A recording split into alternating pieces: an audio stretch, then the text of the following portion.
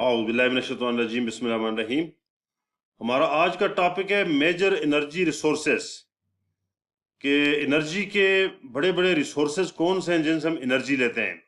तो उसमें काफ़ी सारे एनर्जी के रिसोर्सेज हैं, उनको वन बाय वन हम डिस्कस करेंगे। ये आपके सामने आ रहे हैं, मसलन फासिल फ्यूल्स हैं, न्यूक्लियर फ्यूल्स हैं, बायोमास फ्यूल हैं, हाइड्रो इलेक्ट्रिक रिसोर्सेज हैं, सोलर रिसोर्सेज हैं, जियोथर्मल रिसोर्सेज हैं, विंड है, वेव्स एंड ओशियंस, टाइड्स। ये सारे रिसोर्सेज हैं जिनसे हम एनर्जी लेते हैं। इनको वन बाय वन हम डिस्कस करेंगे।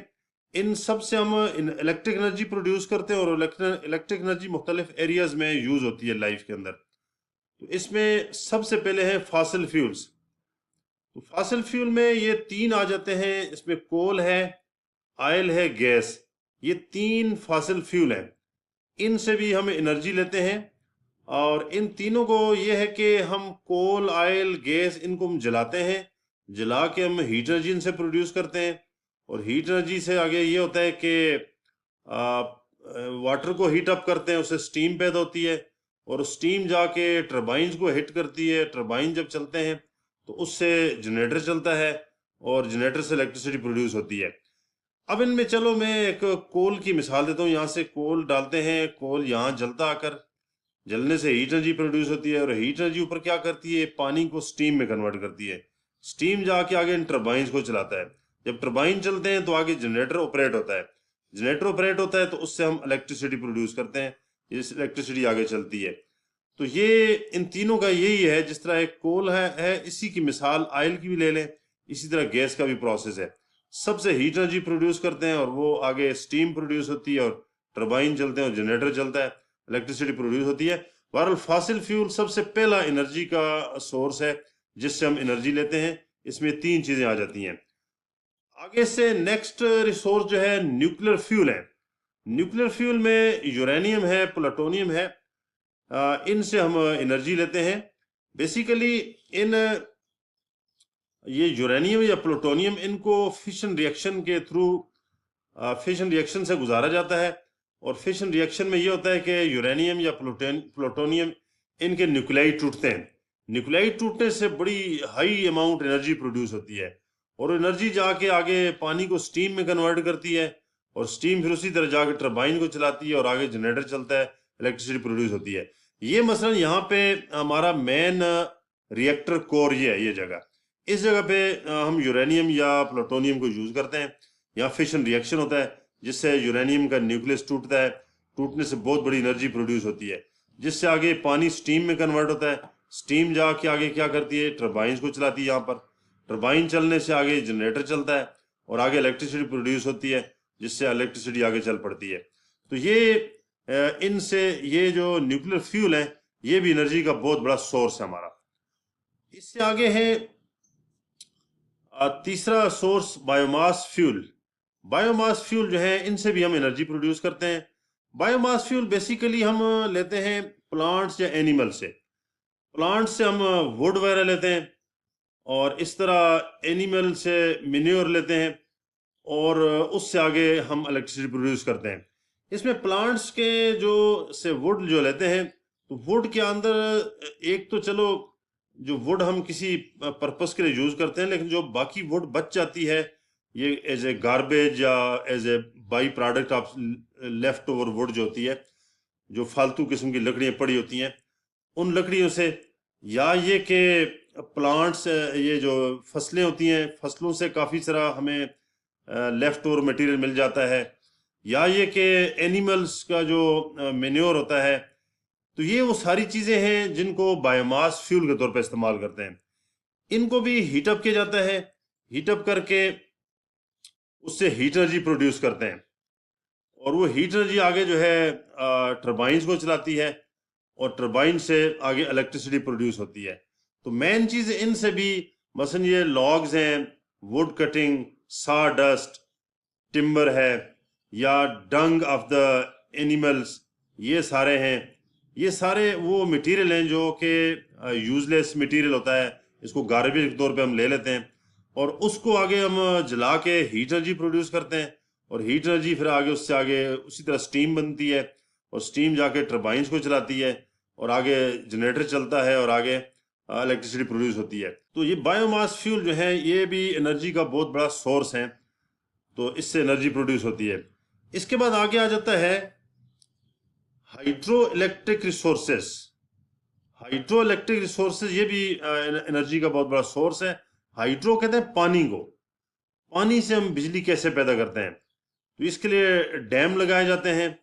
डैम पे पानी का इस्तेमाल करके तो आगे इलेक्ट्रिसिटी प्रोड्यूस करते हैं। मतलब ये बहुत बड़े देखें डैम लगे हुए हैं, तो डैम से मतलब ये देखें पानी आता है, इस तरह पानी आता है तो यहाँ टरबाइन चलते हैं, टरबाइन चल के आगे जनरेटर चलता है और जनरेटर चलने से आगे इलेक्ट्रिसिटी प्रोड्यूस होती है, और ये इलेक्ट्रिसिटी आगे हम यूज़ करते हैं। तो ये पानी से जो इलेक्ट्रिसिटी प्रोड्यूस करते हैं, इसलिए इनको हाइड्रो इलेक्ट्रिक रिसोर्सेज कहते हैं। ये भी एनर्जी का बहुत बड़ा सोर्स है। आगे इसके बाद आ जाते हैं सोलर रेडिएशंस।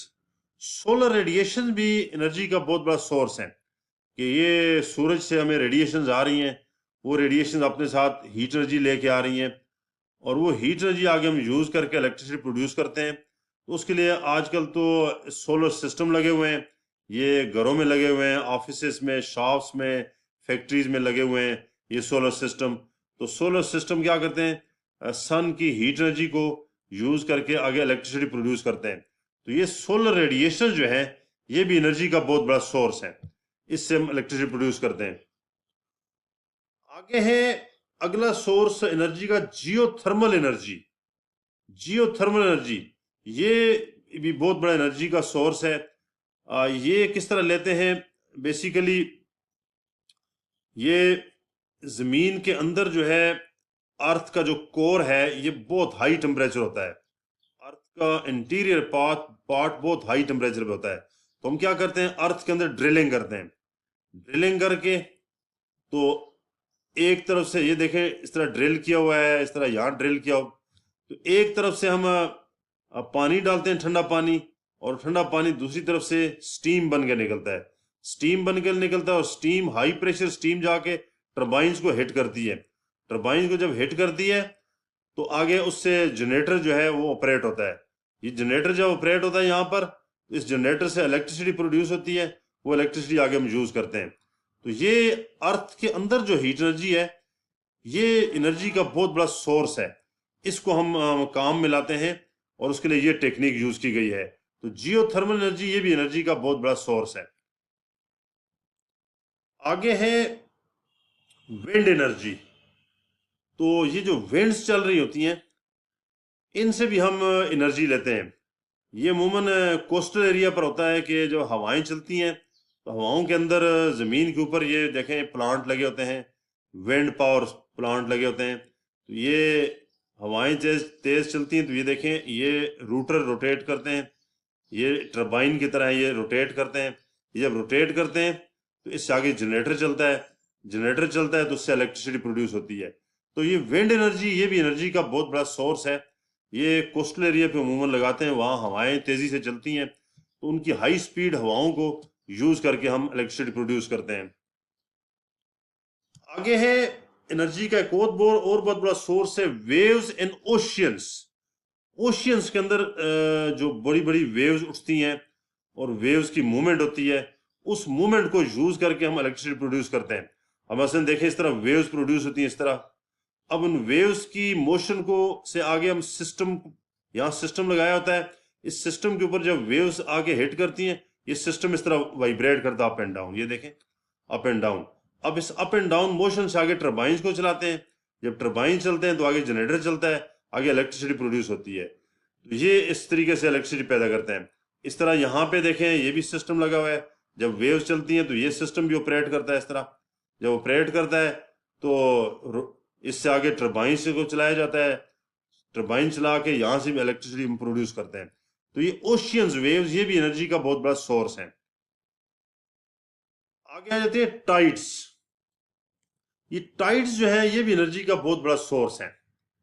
ये भी ओशियन से टाइड्स उठती हैं due to the pull of the moon. Moon के पुल की वजह से ये पानी का लेवल अप होता है। जब पानी का लेवल अप होता है तो पानी जब हाई लेवल पे जाता है तो दूसरी तरफ से पानी जाके नीचे गिरता है, नीचे गिरता है तो यहाँ टरबाइंस चलते हैं। ये जब टरबाइन चलते हैं तो इससे आगे जनरेटर चलता है, जनरेटर चलता है तो यहाँ इलेक्ट्रिसिटी प्रोड्यूस होती है। ये पानी का लेवल अप होने से ये टाइड्स जो उठती हैं इससे हम फायदा उठाते हुए इलेक्ट्रिसिटी प्रोड्यूस करते हैं। तो ये टाइड्स जो है ये भी एनर्जी का बहुत बड़ा सोर्स है। ये आगे एक चार्ट दिया हुआ है कि किस किस सोर्स से हम कितनी कितनी एनर्जी लेते हैं। मसलन पेट्रोलियम से 33% एनर्जी हम लेके यूज करते हैं, कोल से 29%, नेचुरल गैस से 23%, हाइड्रो इलेक्ट्रिक से हम 7% एनर्जी लेके यूज करते हैं, न्यूक्लियर एनर्जी 4.5, इस तरह बाकी सारे सोर्सेज दिए हुए हैं। तो ये परसेंटेज दिए हुए हैं कि हर सोर्स से कितनी एनर्जी हम लेके यूज करते हैं, ये परसेंटेज है।